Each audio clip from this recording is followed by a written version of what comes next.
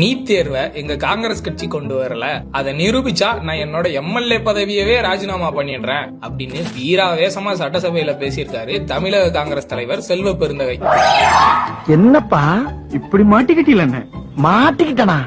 ஆமாண்ணே. இந்த வீடியோவை பார்த்த பின்னால கண்டிப்பா அவர் கொடுத்த வாக்குறுதியை நிறைவேற்றுவார்னு நம்புவோம்.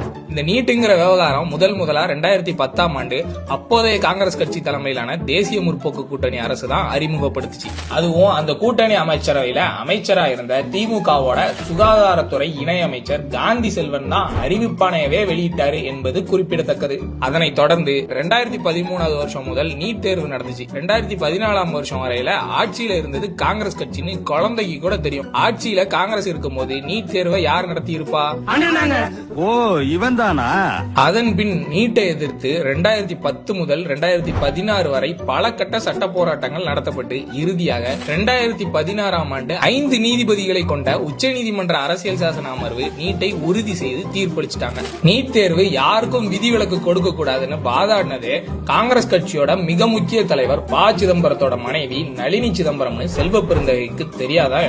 காங்கிரஸ் தான் நீட் தேர்வை கொண்டு வந்தாங்கன்னு ஆதாரத்தோட நிரூபிச்சாச்சு. சரி, செல்வ பெருந்தகை எப்போ ராஜினாமா பண்ண போறீங்க?